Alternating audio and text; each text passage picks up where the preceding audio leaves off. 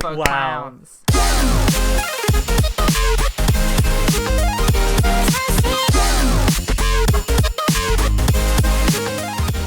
Hello, everyone, and welcome to Anime Club After Dark, the podcast that delves into all things anime, manga, and otaku culture related. I'm your host, Alex, but you can call me Senpai. And joining me tonight, we have our chivalry of Shota, Shotaro. I'm not here for a good time. I'm here for a long time. Okay, well, I hope you've come for a good time tonight because you and I are actually going to be discussing the second half of the second season of Re:Zero, which aired during the winter 2021 season. Natai was supposed to actually join us tonight, but something came up and he cannot, so it's just going to be you and I show. Aren't you excited? I was telling you that rewatching this show was so painful. So I am just ecstatic to talk about it. Oh man, which it's funny you say that given what I already know your score for this half season is. Yeah, I did like it. I really liked it the first time I watched. I really don't like rewatching things, and this was such a headache to rewatch. It's just so dense and pretentious and very pretentious. So. Well, and also, can we talk about like consistently half-hour long episodes? Like normally an episode of anime is like 22 to 23 and a half minutes long. And that includes things like, you know, OPs and EDs, where this one had consistently like 29-minute, 30-second episodes. So near enough to half an hour. And almost none of them had an OP or an ED. I mean, I didn't mind when I first watched it because I didn't know what was going to happen. So I'm like, oh my God, like I will like sit through this whole thing to find out what's going to happen at the end. But now that I'm rewatching it, I'm like, all these people are going on and on with all these monologues. And like, it's nothing is happening. But yeah, I mean, that's something that's unique about Re:Zero, especially the second season, is that we are consistently getting nearly half-hour long episodes, and very few OPs and EDs. I mean, we can talk about the OPs and the EDs all two times that we saw them in this half season. Listen, I really like that OP. I mean, the visuals were all right, but I really like that song. Oh, the song was fucking fantastic. Like, again, it's something I wish we could have seen more of. This is like a constant criticism I have with Re:Zero. It's like either commit to not having an OP and an ED, or let us see it and then give us a couple more episodes. Because I actually worked it out. It's something like, you know, because they gave us consistently half-hour long episodes, it's almost like we got 3 additional episodes worth of content. You're probably right. It's close enough to 3 episodes. It's like 2 episodes in like maybe 20 minutes, which is amazing when you think about it. But also, like, in all that time, you couldn't give us consistently having OPs and EDs, especially considering that the OP for this half season was kind of good when we got to see it. I mean, again, the visuals were all right, but I like the song. I mean, it's funny you complain about OPs and EDs because they're mostly used for filler to pad time. So you're like complaining that we're getting more content. Really? I know it does. I hate complaining about it because, you know, we are getting more content, and it's something that I've talked about in anime. It's like, I really wish we could get some longer anime that could tell some more, you know, compelling stories. I think like a half-hour runtime is sometimes not enough to tell a compelling story in an episodic form. But like, yeah, it does feel like I'm complaining about it. I'm not complaining about the fact that there isn't one. I'm complaining about the fact that it's not consistent. I don't mind. I mean, I was fine with that. Fair enough. So we had a couple of different EDs also, quote-unquote EDs, in this season. 2 of them were by, I'm assuming, a group called No Knock. I think that's how you say it. Sure. Or Nanak? I don't know. I don't know how you're supposed to say it. And then we had one that was sung by Rie Takahashi, who is Emilia's voice actor. And then we had another one that was sung by Rie Murakawa, who is Ram's voice actor. I thought they were all pretty good. I thought all the songs were pretty good. Yeah, they were emotional when they needed to be. So they did a good job with that. I especially loved the one that Rie Takahashi sung. It was called Door. I really like that one. Something else I want to talk about, at least in terms of like the technical aspects of this, and this kind of goes back to the first half of this season as well, just how consistent the animation quality has been. Like, because with the first half of the second season, there was a large chunk of it that was done when people had to go work from home during COVID. And it's still, I couldn't really tell a difference. I don't know if you could.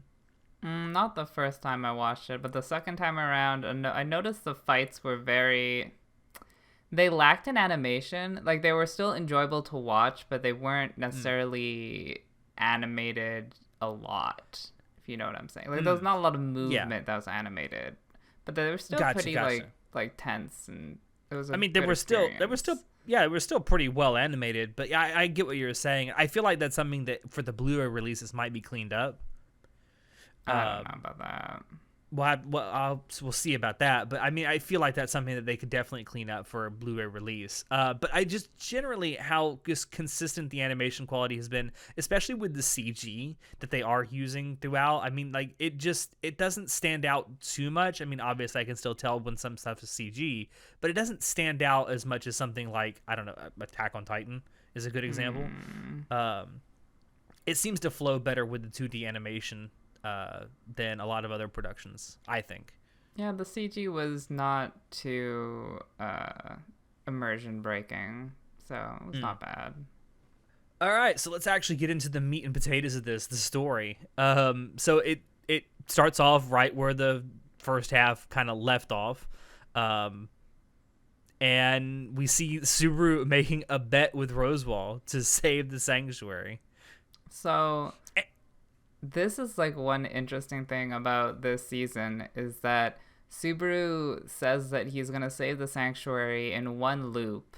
So there are no return by deaths this season. And considering all the events that happened, it's quite impressive that there were no return by deaths. Especially like considering the first half there were like a lot, and then they managed to like tell a full story in such a long period of time without reverting to the return by death once. So that was very interesting. Yeah, it certainly breaks the formula that you've come to expect with ReZero, doesn't it? It does. Also, I really don't understand why Subaru doesn't want to rely on return by death. Like, in character, it makes no sense for him not to rely on it. But out of character, like, as from a narratorial perspective, I feel like the author is like, okay, we have to solve this. Stop going back and doing shit. We have to, like, get going next arc. That's what it seems very meta to me. Like, it doesn't make sense for Subaru to not rely on it for me. I kind of thought that, too. Like, it's almost like the author is saying, like, I know you're ready to move on. I'm ready to move on. Let's move on. Basically. But no, I definitely thought that was a break in the formula, which I kind of appreciate, honestly. As much as I like the whole return by death mechanic that the hook that ReZero is sort of based on, I do think it was being used too much. Now, to be fair, like there was the first 4 or 5 episodes of the first half of the second season where it wasn't used at all, and I think a lot of us were starting to think like, is this it? Like, is he never going to use it again? And then like the second half of that half of the season, he uses it a lot.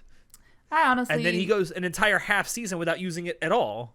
Yeah, I mean, I don't think it was definitely used very often, but I don't think it was overused. I think that gimmick was a very appealing part of the show. And it's funny that Subaru's like, what did he say? Oh, it's not a useful power at all. I'm like, what are you talking about? It is like so useful. I'm like, I just don't, this makes no sense. It would be interesting to see. I don't know if anyone out there does know the answer to this. I'd love to hear it. If you know the difference in the number of times return by death he's used in the first season as compared to the entirety of the second season. I don't know what the difference in the number is. He has to have used it less times in the second season, I feel. Well, the second season was shorter than the first season. Not by much. It wasn't? Wasn't it 12 episodes? The first season? No, the first season was 24 episodes. Oh, you're talking about the full second season. Ugh. Yeah, the whole second season. Okay. Yeah, the second season as a whole. Well, obviously, if despite how it ended, he's adopted abstinence for the second half of the second season, so obviously he'd use it more in the first season. True. I don't know. I'd love to see the difference in the number of times it's used. Like, I'd have to go back and count it. But if anyone does know the answer to that question, I'd love to hear it. Tell us down below in the comments.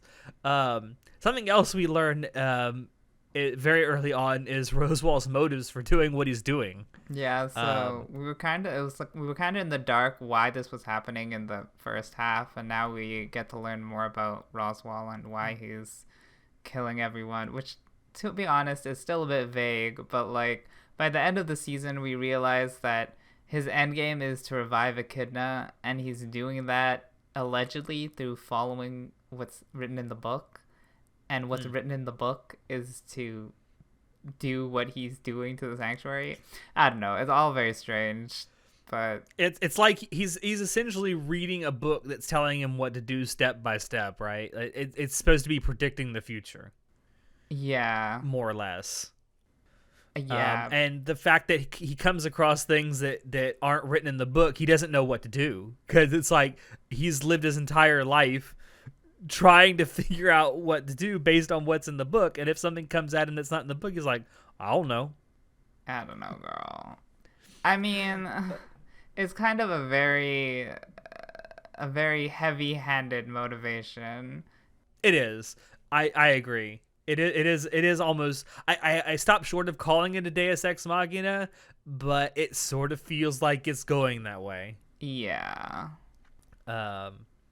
But the whole motive to revive Echidna, I think, is a good motive. I mean, good not in the sense of like right or wrong, but like it makes sense. Oh no, yeah, that one definitely makes sense. And speaking of which, so another big part of this half of the season is Amelia doing the trial in the sanctuary. Can we talk about the love confession scene? What are your thoughts on the love confession scene? I loved it because it's the exact opposite of what I thought Subaru would say. Like, he would go to Amelia and be like, all lovey-dovey. He's like, yeah, I love you, baby. Let's be together forever. And he's like, you're a fucking pain in the ass. Girl, I'm so over it.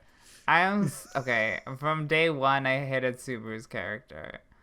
And then, like, in season 1, when Amelia was like, you're a selfish bitch, how dare you, like, white knight me to Subaru, I was like, yes, queen, work, Amelia. And then after that, she just turned out to be like a beta bitch, and I'm like, I thought you were a boss bitch, but actually you're just a beta bitch. So I don't care about beta bitch Amelia, don't care about white knight Subaru. So their love confession, listen, I don't give a fuck. They can just I hate them both. So let me ask you this. Would you say that the actual romance element to the story is one of the weakest elements of it? Well, I'm biased because I don't even like the character. So I can't really tell if the romance is good or not, because I will not be invested in that. Okay, fair enough. I mean, let's be honest. You and I both stan Otto. Not really. I do. Okay, I'm glad you do. But no, just the fact that he calls her like a crybaby. It's just like, you're a pain in the ass. Girl, Like, she is such a crybaby. She's like, I mean, be honest. You might not like the confession, but was Subaru wrong? He was not wrong. She is a pain in the ass and annoying. Okay. See, you agree with you might not like Subaru, but you agree with him. I can't disagree with the truth. So anyway, like, they have the whole moment and they kiss finally. It feels like it's been like 18 seasons. They just like had like a little silhouette and they just started glowing, and I'm like, okay. That was I did kind of laugh, chuckle at that when that happens. Like, all right, you're being a little too dramatic here. Let's move on. Wait, so are you invested in their relationship? What do you think of the romance? To a certain degree, yes, because I know it's a driving force in the story. Do I think it's like the best like portrayed romance in any isekai? No. I think it's very much Subaru fell in love at first sight, and he's just trying to run it into the ground. Sure. Not, I mean, I don't mean run it into the ground as in like he's trying to sabotage it. I mean like he is constantly reminding everyone around him that he loves Amelia. I don't know why he loves Amelia, because Like I say, it's love at first sight. Like I genuinely think the entire thing was based on his physical attraction to her. Okay, like when he was confessing to her, he's like, "Oh, I love your white hair and your pale skin, your purple eyes, and your slender body." And I'm like, "What the fuck is that?" He's literally describing only physical attributes. I'm like, how is that like when someone confesses to you? That's not what you want to hear. It's like, what? It's just for the body? Like, what is happening? I know, like that's something also that struck me during the convention. It's like he's only describing physical attributes of her. No, you know what it sounds like? It sounds like someone who's fallen in love for the first time trying to like quantify their love, and the only thing they can think of is the physical attributes. Like it's a very it's a juvenile way of thinking about love. A devil's advocate is that like maybe he's trying to be like, she hates her appearance because it looks like the witch, so he's like, I love your appearance, but I guess, but it still came out as really awkward and juvenile. Definitely. I mean, it is something that people have like point blank told Amelia to her face, like she's like the devil because she looks like the witch.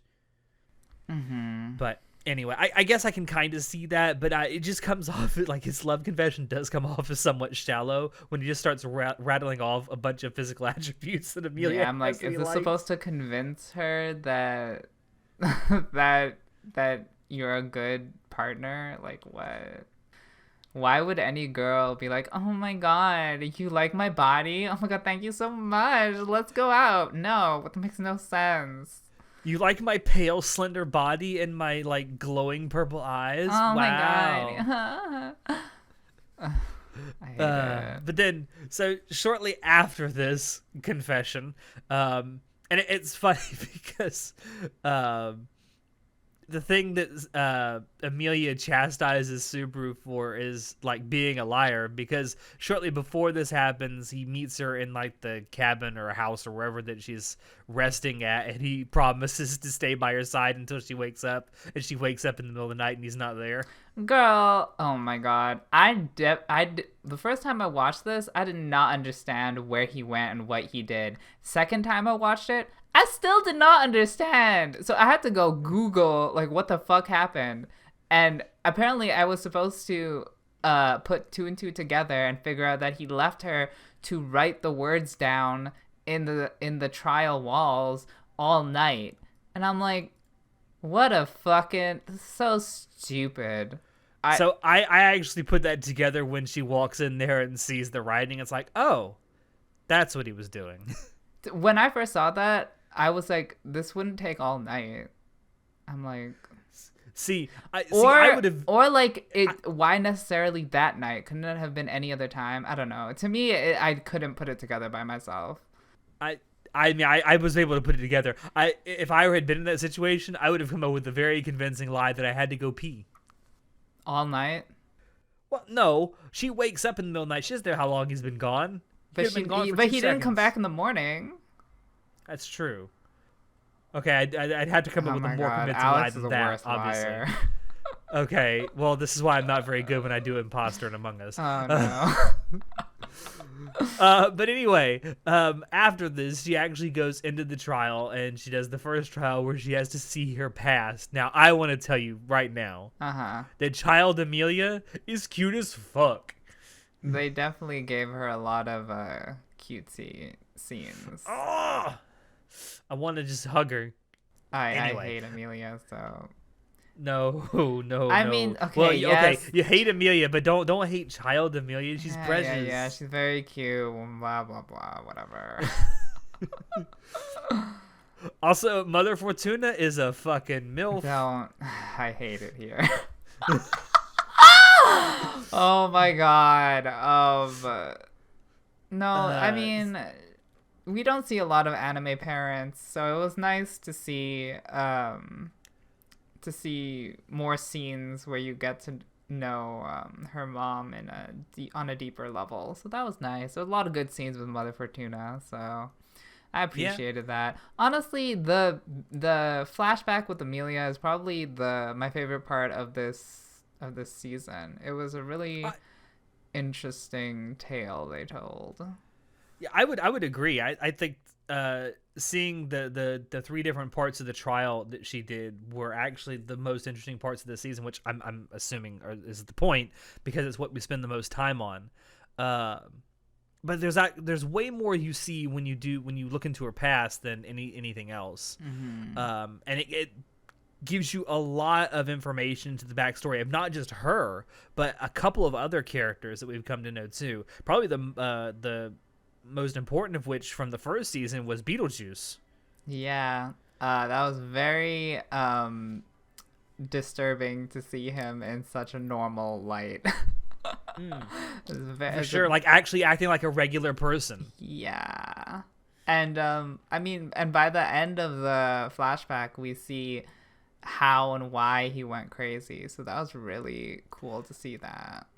Yeah, and it kind of makes sense as to why he went as crazy as he did, and you know how we meet him in season 1. It flows very nicely, and it makes sense in the actual story of it, which I thought was fantastic to watch. Mm-hmm. It was also cool seeing him as like this really chill guy who just dotes on Amelia.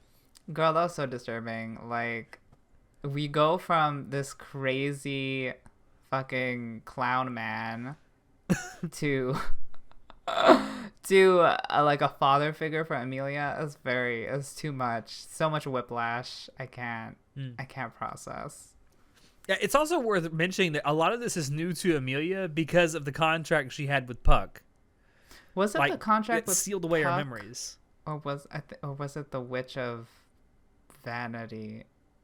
I forget who the contract was actually with. I do know that the whole thing with her reliving her past was so that she could actually see these memories that had been sealed away. I think it might have been a combination. It may have been. I don't know. I'd have to go look that up. That's actually a good question. I'm sure that question was answered, and I just wasn't paying attention during the season. I know the Witch of Vanity took her memories away, but Puck gave them back somehow. So I don't know what the connection is. But the fact that Amelia was seeing a lot of this, quote unquote, seeing a lot of this for the first time, remembering it for the first time, I guess would be more accurate to say. And also the fact that Echidna goes through this and just berates Amelia all the way through this. I don't think we figure out why she hates Amelia. I don't think we're supposed to know why. And I feel like that's something that's going to be explained later. I definitely am curious. I think there's a tie-in with I guess the backstory for the Witch of Envy that we're gonna eventually have to get, because she's the daughter of the Witch of Envy. We figured that out. Yes.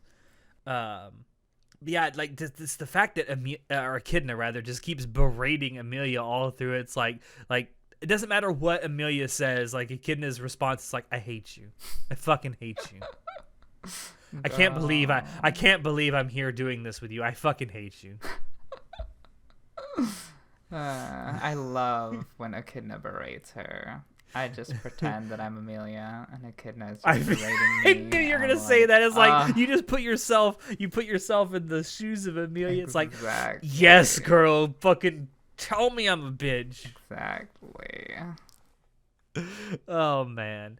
Something else that also happens in this, we get the whole thing with Regulus, who, correct me if I'm wrong, was actually in the very beginning of the second season.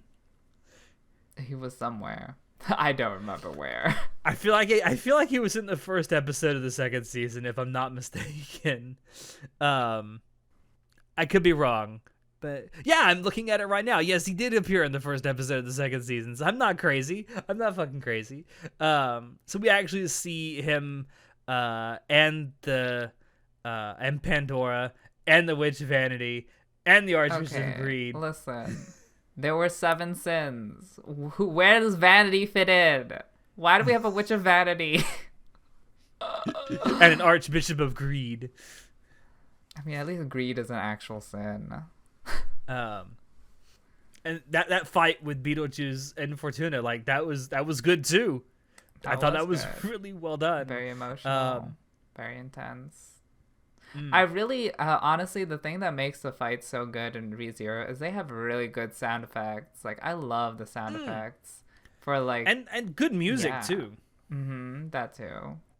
It definitely sells the fights more so than just like the animation or the art itself. I mean, those are usually pretty good too.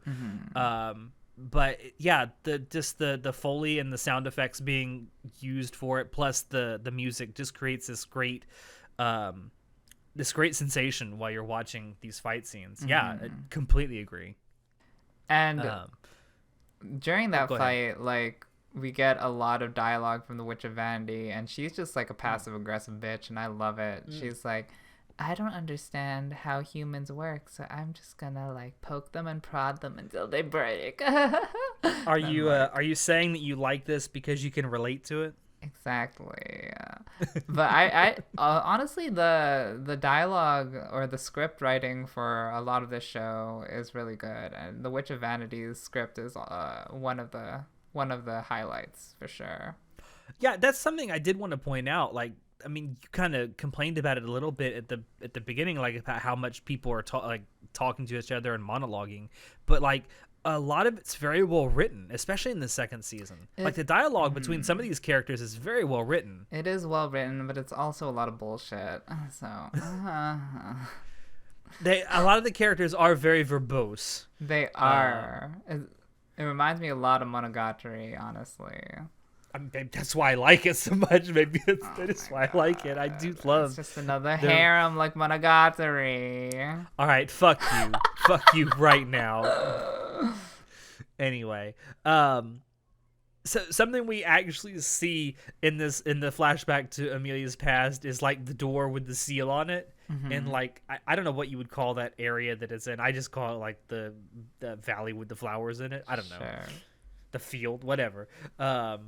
But it's also got this permafrost all over it, which is like, why is there permafrost only this one area and the rest of the forest is very like lush and it looks like it'd be very humid? Not suspicious at all. I know. And then you got the giant door which seemingly leads to nowhere with a giant fucking lock on it. And that's the whole thing. The whole thing that like propagates this fight is Pandora wanting to open the seal on the door. Girl, we still don't even know what's behind the seal. What is behind the seal? Tell me. I'm so curious. Again, I feel like that's something that may be in another season. I guess so. And also, like, there's another fight that kind of ensues here with Pandora like stepping in and trying to save Amelia.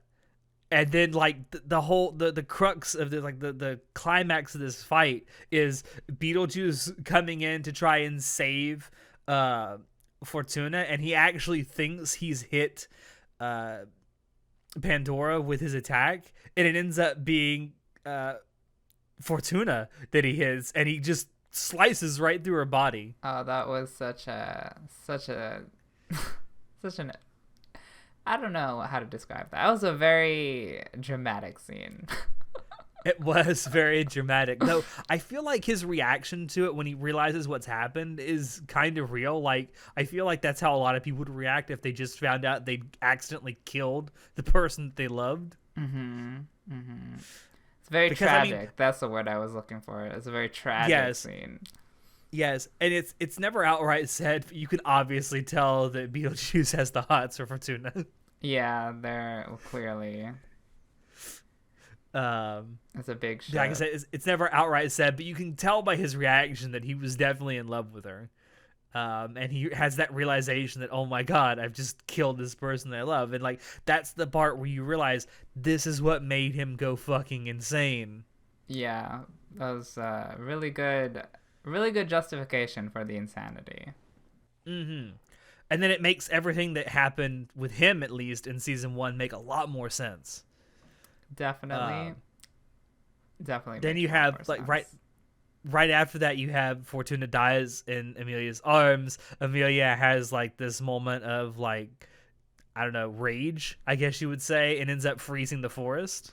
I like how the Witch of Vanity was like, "Oh, your mother's dead. You don't have to keep your promise." I'm like, "Yeah, that makes sense. That totally makes now she's gonna want to open the door for you, Miss Vanity. That totally makes sense." Yeah. That was really I found that really funny. Yeah, I also like how Amelia's reaction is like, die, die, die, die, and she just keeps freezing herself more and more.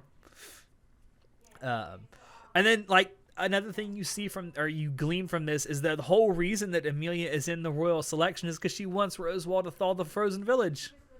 Yeah, and I mean, Rosewald's kind of a dick. He's like, I could thaw it, but why don't you do what I tell you and then I'll thaw it? But we've already known that Rosewald's a dick, so he's just more of a dick. Yeah. So for the other two trials that she goes through, you see a lot. They obviously don't take up anywhere near as much time. You see an alternate present where, you know, that fight never happens and Fortuna and Beetlejuice essentially get together and they become a family.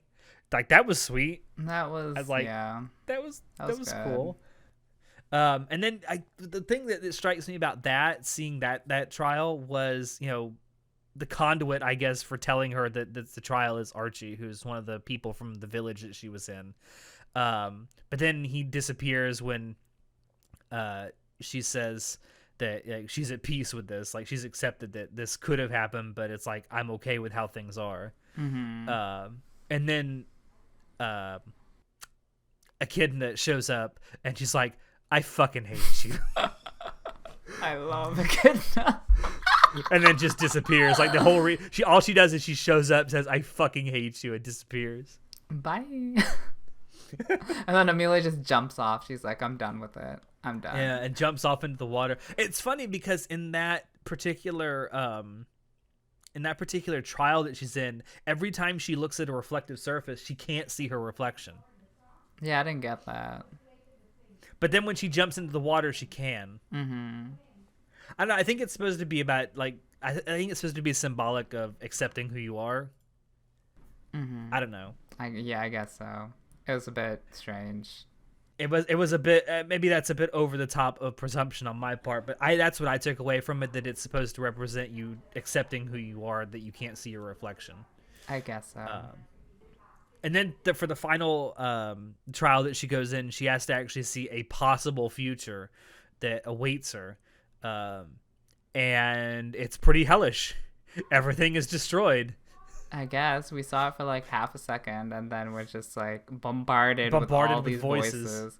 It's like, girl, Echidna was like, listen, I spent all week preparing the first trial. I didn't think you'd get through it, so I wasn't quite ready for the third trial, honey. So this is what you get. This is what I have prepared, honey. She's like, not quite fully prepared, but this is what we got. I think that we may not have seen the full trial because that future might actually come to pass. So we'll see the actual future when it occurs later down the road, which I hope, because I really enjoy suffering, which is why I watched the first season. And we need more of it. Everybody should just suffer, especially since I hate all these characters. So for the least they could do is suffer. Well, there's definitely going to be suffering. It's ReZero. I like to imagine that future that we saw for like half a second, where everything is all destroyed and everything, is the future that would have happened had Super actually said yes to Rim. You're funny. You're very funny. You're very funny. I think it's funny because there's actually a set of, like, I assume they're not canon stories. I think they're just called If, where it basically examines what would have happened if Subaru had just run off with Rim. Well. So I just like to imagine that's what would have happened. Everything would have been destroyed. I think that spinoff was a bit more lighthearted. It may have been. I haven't read it, but you know what? I like to think what would have happened is the entire world would just blown up. That would be great. So some other stuff that we actually see in this. Oh, it's also worth mentioning that after she does do the third trial, it's also funny because she goes to the same like hillside where Echidna had the tea party with Subaru, and she's not there. She's like, I'm out, bitches. I'm done. And one of the other witches shows up and is like, yeah, she didn't want to be here. She doesn't like you very much. I don't know why. She says, all you got to do is go through that door and the trial is over.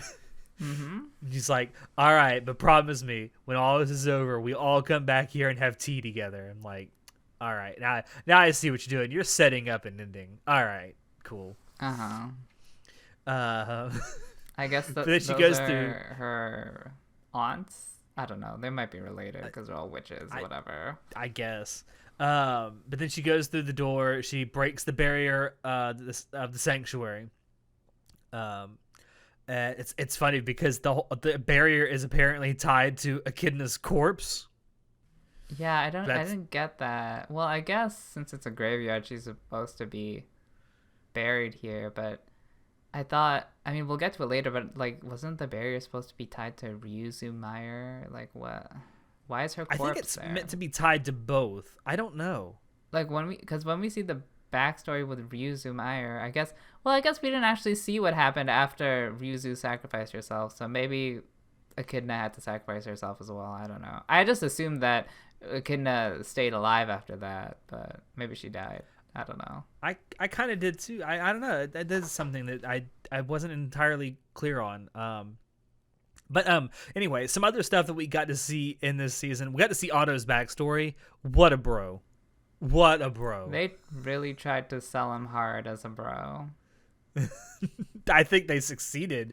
Girl, anime is just so over the top with the bro stuff. Like, they made it way so extra. Like, you got Otto, like, feeling up Subaru's chest. You got them both blushing. And then they're having, like, these moments where the piano music is just, like, softly playing in the background. And I'm like... I genuinely thought he was about to kiss Subaru. I'm not even joking. Yeah, I'm like... At first, I was like, oh, this is, like... the token gay, oh no, we already have a token gay, quote unquote gay love interest in Felix. Well, this is the second token gay love interest because Felix is busy, I guess. But no, it was just a bro. But I'm like, girl, these animators need to do better with differentiating between bro and ho, because bro and homo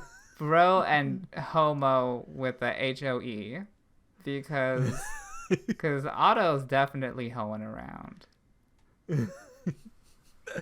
I did like seeing his backstory though. It gave a lot more depth to his character. I thought it kind of the whole thing with this backstory did kind of come out of nowhere. It's like it felt like they were trying to shoehorn this in.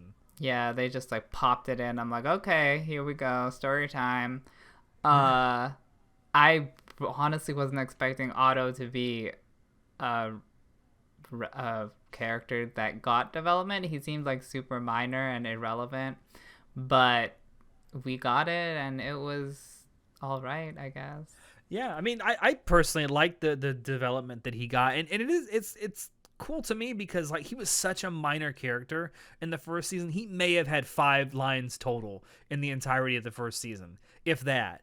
And now he's developed into like this pretty much a main character for the second season, which I mean that's fucking awesome. I thought, and I love the way they developed him. Well, he really trying to be one of the main cast, but like he really didn't have that integral of a role to play.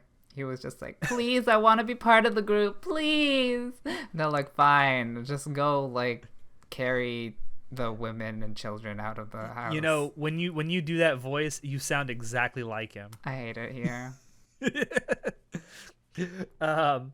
So part of getting Otto's backstory was them being both Otto and Ram confronting Garfield to try and get them on their side, quote unquote. And you actually find out some stuff about Garfield that we didn't know before, about like why he was left in the sanctuary. Yeah, that was really interesting. It was a bit convoluted with how like he had like different memories because he made up memories because he was like emotionally distraught, and then the real past was different from what he remembered. And I'm like, okay, it's a lot of things happening, but I did appreciate it. I did appreciate the development for Garfield. We love that. It was actually quite poignant.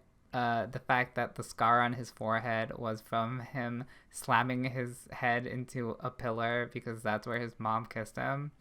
That was pretty intense.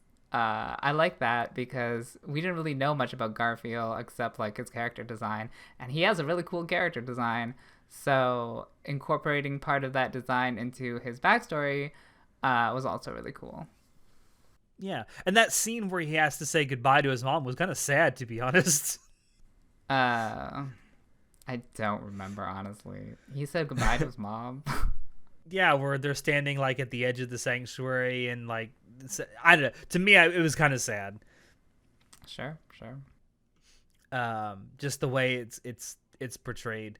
But yeah, I love the fact that, like you say, they integrated part of his character design into his backstory. Like, it makes sense now. Like, before you thought, oh, he's got a scar on his forehead, it's just to be cool, or to look edgy.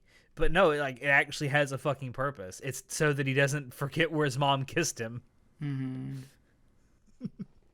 I mean, it's kind of a bit much to remember something, but I mean, hey, you do you, honey. Mm-hmm. And to match the 500-year-old lolly, we have the 14-year-old muscle daddy. So we have we have all the anime tropes all in one. Wait a minute. Does that make him a Shota? We're not having this discussion. I'm just genuinely curious. I would not consider him a Shota. Is there such thing as a muscle Shota? No, he doesn't look like a Shota at all.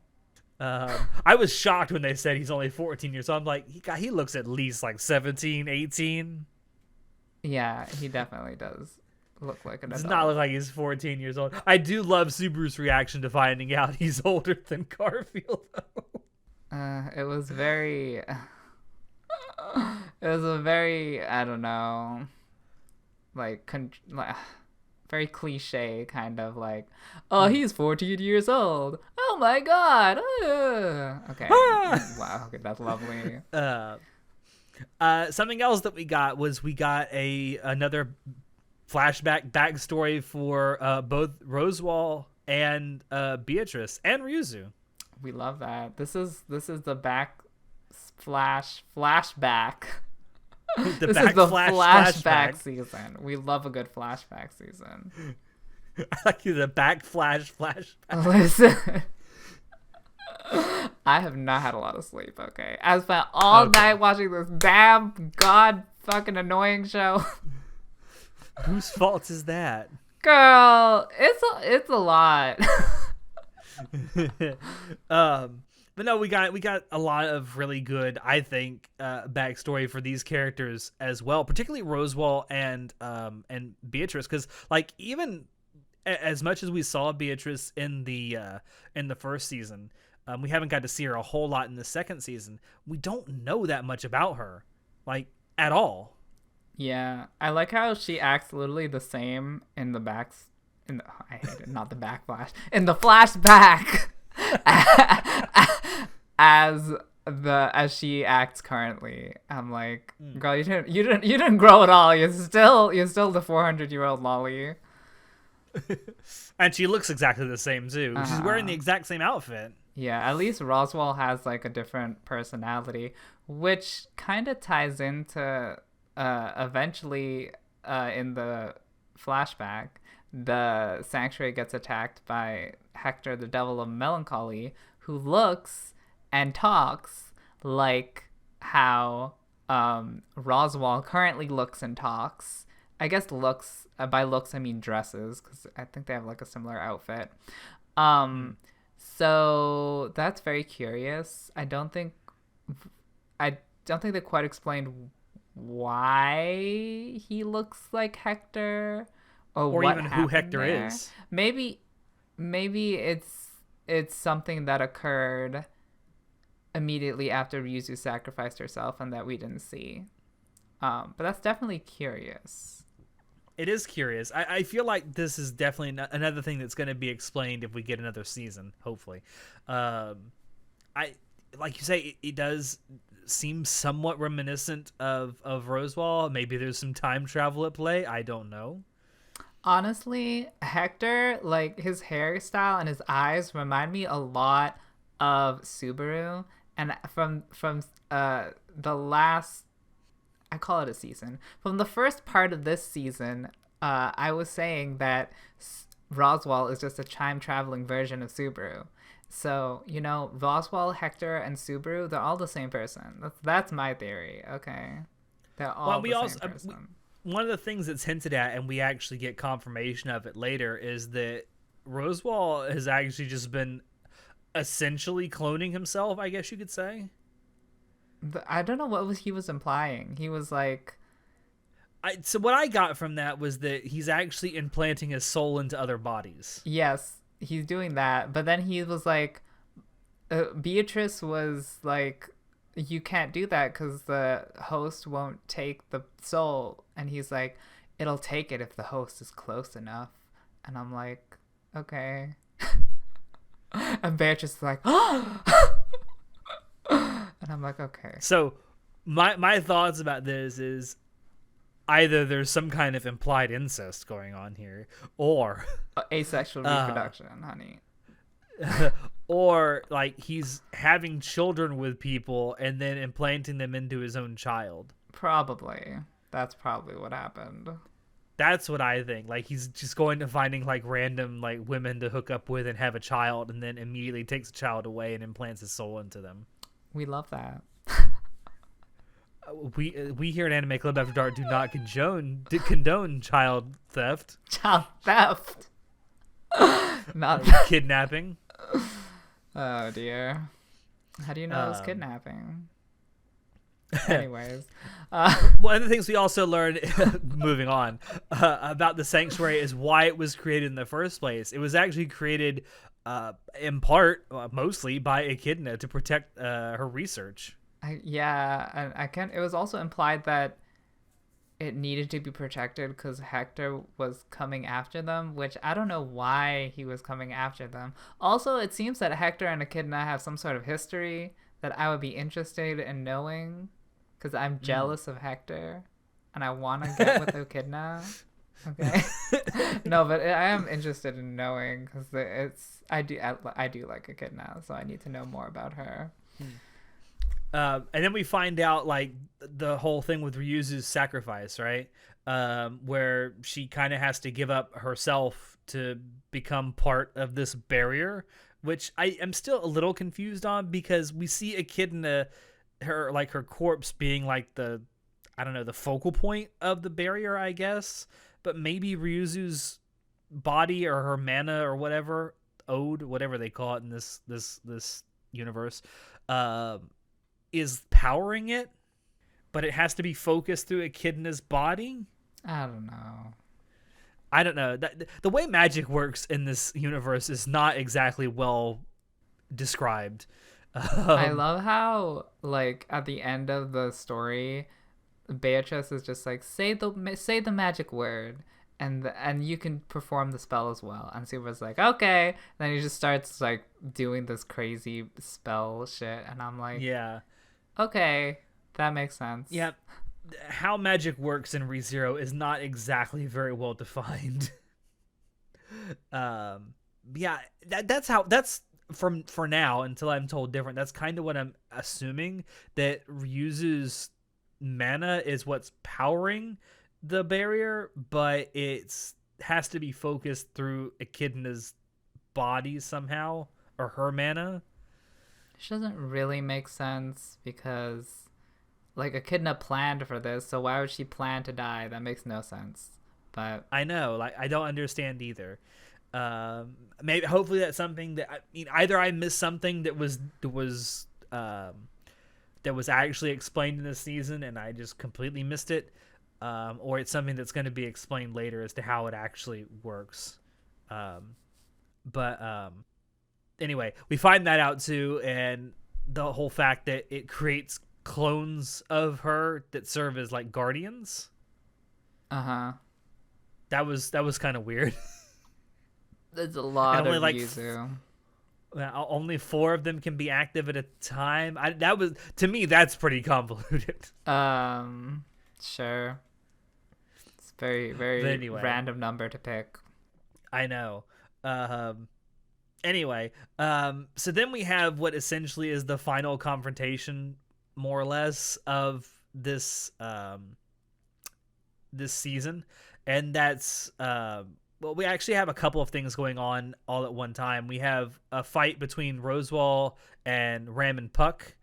We have Subaru going off to try and save the mansion, because obviously he knows what's going to happen there. It's one of the things that he's been planning for. And then at the very end of all this, we kind of have it all come together with a fight with the Great Rabbit. Mm-hmm. Do you know what this was all reminiscent of to me? You might laugh when I say this. Wow. How you have these like 3 different storylines all happening like simultaneously, but it's all to serve a singular purpose. Okay. It reminds me very much of the final battle in Star Wars: Return of the Jedi. I knew you were with the gonna fight say above that. Endor. Because you have these 3 different storylines that are taking place, but they're all essentially leading to the same conclusion. Mm-hmm. I kind of like that about the way this was set up. The fight with Rosewall and Ram and Puck, for example, like you find out that Rosewall was actually the one that burned Ram's village down to the ground. Yeah, that was. I did not expect that. I did not expect that either. And then like the whole revelation that Ram made the deal with Rosewall, I think to like essentially be a servant for him. I think it was implied that like if she provided services to him, then he'd let her kill him after he got what he wanted. Which I was like, okay, sure. But yeah, I mean, it's more, we get to learn the motivations for Ram and Roswell and more of the backstory. So it was good to get to know the characters better. And we got to see Big Puck. Not Big Puck. Big Puckus. Not that. Also the revelation that Ram has fallen in love with Rosewell. I hate it. It was implied from the first season when they were having like a late night rendezvous and like Ram was on Roswell's she was on his lap in like the moonlight, like looking through the window. I feel like that, to me that implied from the beginning, it's like they're banging, right? Yeah, but like I don't want them to bang. This is so weird. Listen, clowns don't deserve love. No love for clowns. Wow. No love for clowns. You heard it here first, everyone. No love for clowns. Racist against clowns. No. It did kind of seem out of left field for me. Like, so one of the things that I've said, I kind of used to say it as a joke that Ram was better than Rim, but this season kind of proved it that Ram was better than Rim. Because Ram's unconscious. What do you want from her? I know. Oh my god. It's the best position for her to be in. No. Unconscious and useless. I like how they didn't even really explain why Ram is in love with Roswell. She's just like, I should hate you for all these reasons, but I don't. I love you. Let's make out. I'm like, okay, that's great. That fight was pretty cool, though. Mm-hmm. The fight between Rosewall and Ram and Puck was really cool. Like when the sad music started playing toward the end of that one episode and the fight hadn't ended yet, I'm like, oh shit, oh shit, someone's gonna die. Someone's gonna die here. Who's it gonna be? And then it's almost like a cliffhanger ending where the last thing you see is Ram getting engulfed with flame. You're like, oh shit, Ram's dead. Girl, they ragdolled her body right out of the forest. But then at the same time, you actually see Subaru's mission like back to the mansion. That was crazy. That whole shit was crazy when fighting Elsa and I forget what's the little girl's name from the village. Oh, whatever. I don't know her name either. Miley?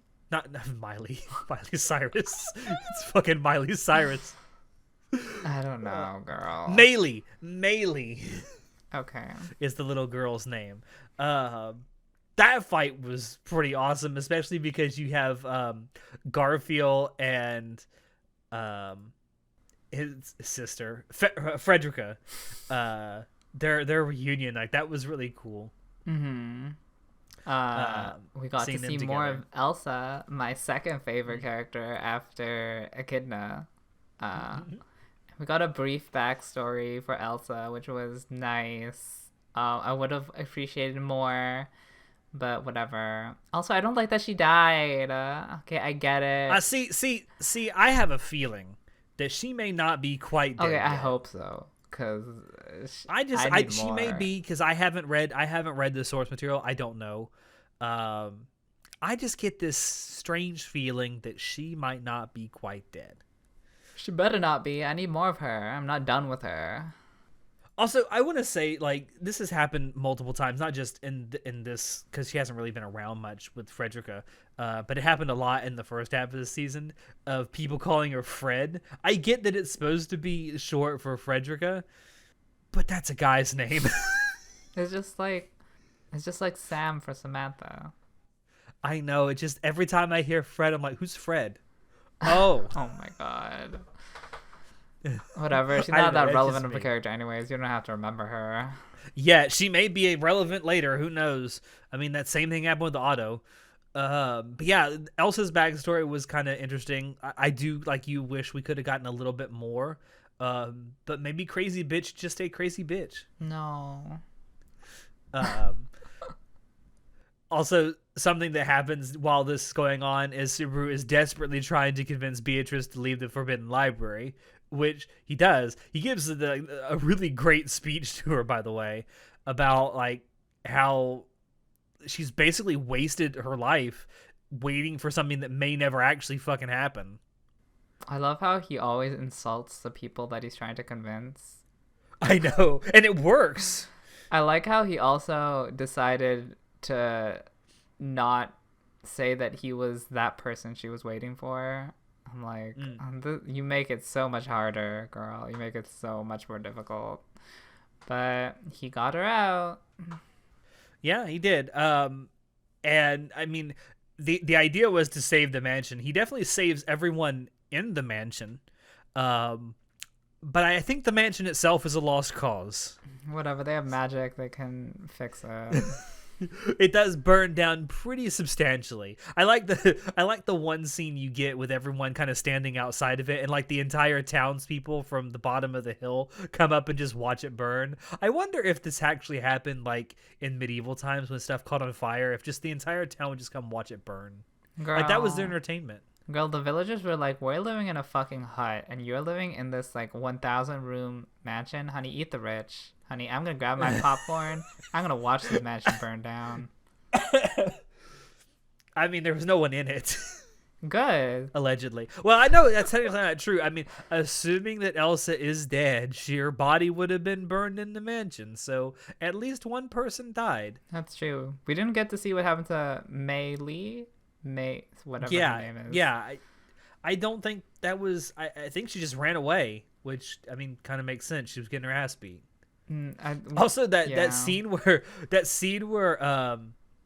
Garfield takes the magic hippo that she has. Oh god. And twists his neck around like 3 or 4 times, just rips the head off. That was pretty cool. That was something, all right. Garfield's a beast, literally. Yeah, literally. It was that scene where Garfield and Elsa both bit each other's neck was really it was really weird. It was really weird. It's like, I was like, are what is y'all happening? do y'all need a room? What is happening? Yeah, that was a little weird. But hey, you do what you got to do if you're losing a fight, right? I guess so. And then the last part of this this fight, or this battle, I guess, was Amelia coming out of the third trial, and she actually sees the entire place covered in snow, where it was like not that way at all when she went in. Mm-hmm. And I find it funny that all the villagers within the sanctuary were like huddled in this like crystal ice thing to protect them from the snow, and they all think it's Amelia that did it, but it was actually Puck. Mm-hmm. And she just touches the thing, and it shows her exactly where Puck is. It's like, all right, that's actually, like, unless that was completely accidental or coincidental, like, good on Puck for realizing that this would happen. Girl, Puck is the biggest Deus Ex Machina. He's always there to, like, help someone who can't get out of the situation by themselves. It's like, oh, can't do it yourself? Just ask Puck. Honey, just ask Puck. But you find out, well, part of it is the Great Rabbit was attracted to, I guess, where they were because of Amelia, I think. I guess so. I don't know. It's kind of implied that I guess. Yeah, I don't exactly know why they had to make it snow to get the rabbit, but whatever. It's probably because it's written in the book. It's like, first it snows, then the rabbit comes. Okay, don't question it. It's in the book. I'm like, okay, whatever. But anyway, it all kind of culminates in this final battle where you have Subaru, Beatrice, and Amelia fighting the Great Rabbit. And that scene where, like you said it before, where Beatrice is like, just try it. All you gotta do is say the magic words, Subaru. And Subaru's like, oh, and then it just like all pops out, and I'm like, okay, whatever. That was pretty cool though, like the whole thing with them like making a perimeter around the rabbits and then Amelia lifting it up. I mean, it seemed a bit anticlimactic considering when we were first introduced to the rabbits, how horrific they were. Yeah. Yeah, it was. I kind of expected a little more myself, to be honest. I didn't think it would be over as quick as it was.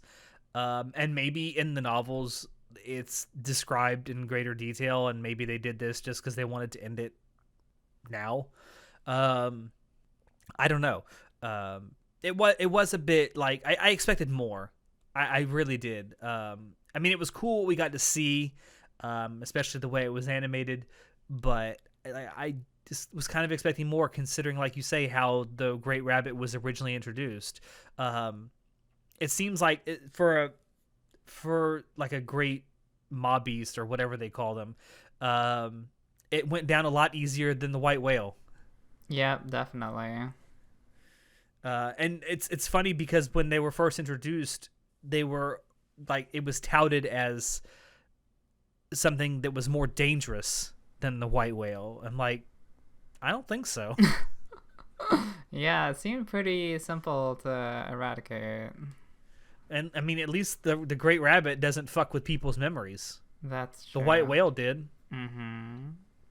I don't know. It was a bit of a letdown. I wish we could have gotten a little more of that, but I'm happy with what we got. One of the scenes after that battle's over made me chuckle. That scene where Subaru and Amelia are sitting in front of like the graveyard, right?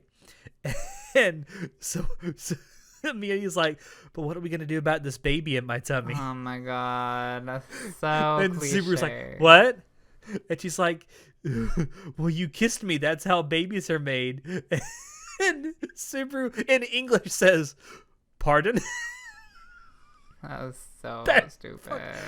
That made me laugh so much, especially as someone who's into VTubers as much as I am, because it just reminded me so much of Sada Pekara going, pardon? I'm glad you enjoyed that. That I fucking busted out laughing when he said that. I genuinely did. Why is it though that this trope, I guess, in anime of like anytime a boy and a girl touch, like, oh, I'm pregnant now. Like, how bad must the sex education be in Japan? Girl, that's why the birth rate's going down. Girl, they're doing it wrong. They don't realize that they got to do more than just kiss or hold hands. Yeah, they're doing it wrong, girl.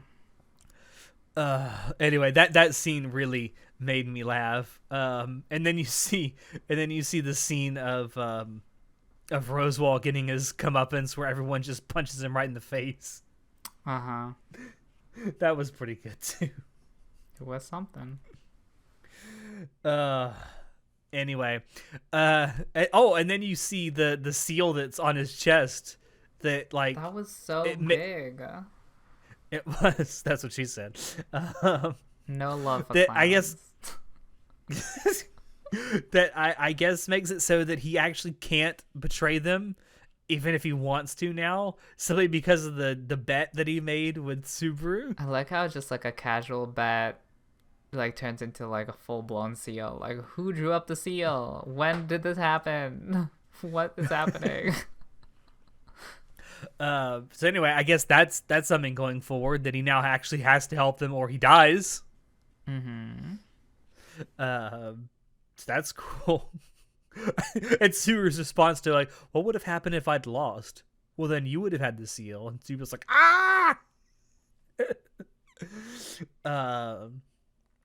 And then like the season ends with him, Subaru, getting knighted by Amelia. Now at first I thought this was supposed to imply that she had already won the royal selection, but I guess not, based on their conversation after the fact. But I was a little confused by that at first. Like, I didn't know if it was like a time skip or something, but I guess she can knight people just because. Well, yeah, she's a noble. Like, all of the candidates have knights. True. Girl, I was not confused. I guess. I don't know. For some reason, I thought there was like a time skip or something. Yeah. What'd you think of that scene? Well, I just am not happy that it ended on a happy note, because I don't come here for happiness. I come here for suffering.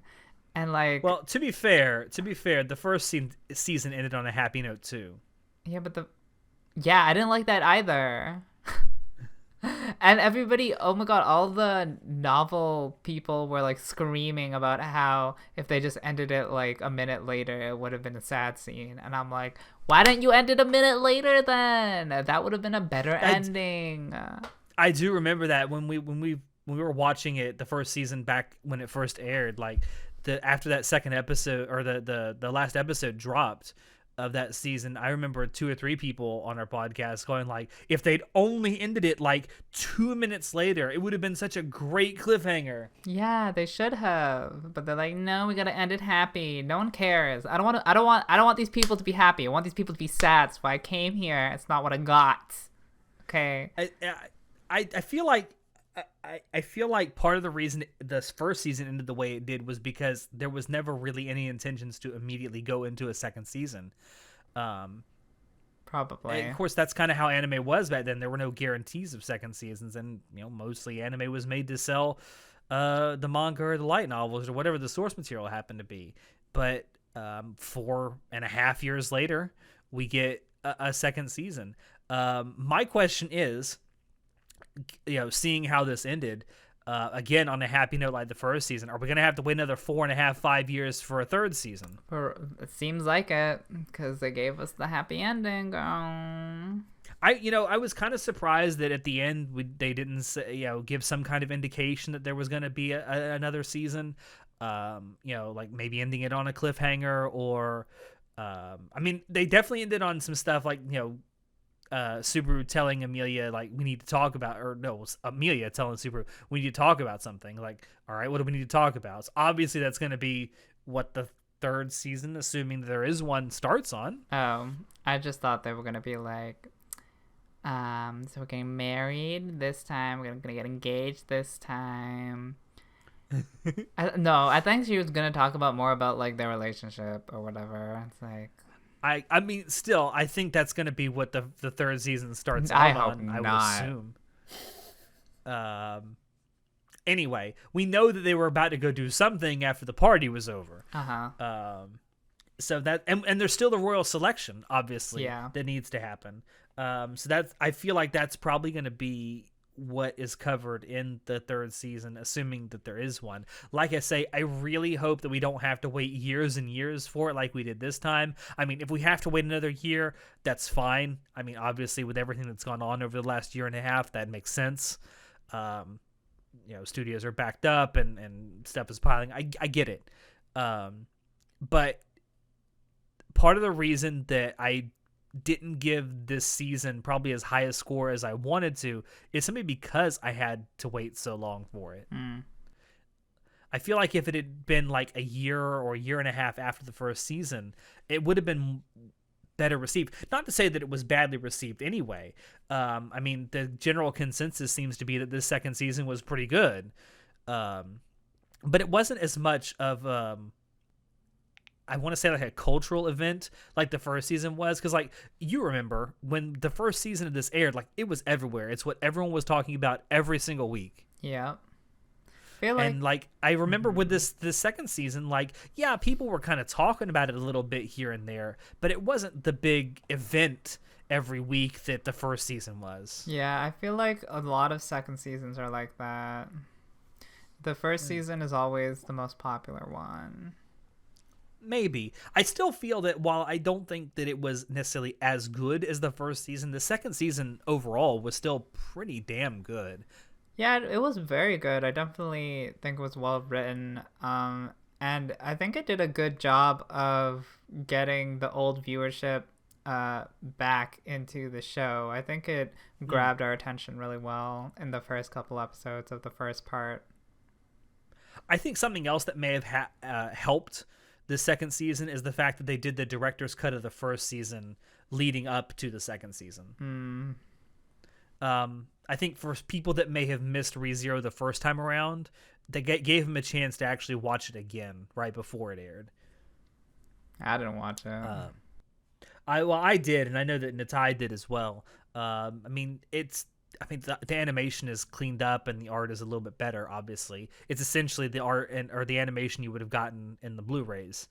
But and then there's a couple of scenes here and there, 10, 15-second scenes that have been added in to give a couple of things a little more context. But yeah, I mean, overall, I think that this second season has been really good, and I'm hoping we get a third season announcement soon-ish. What would you give the second half of the second season out of 10, though, Show?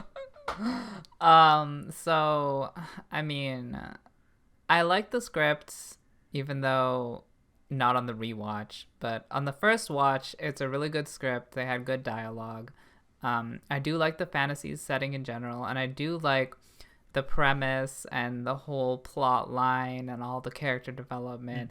In general, it's a very well-written story. However, like I've said, I do not like the main cast of characters. They're just annoying, and I don't like Amelia or Subaru. So I'm going to give it an 8 out of 10.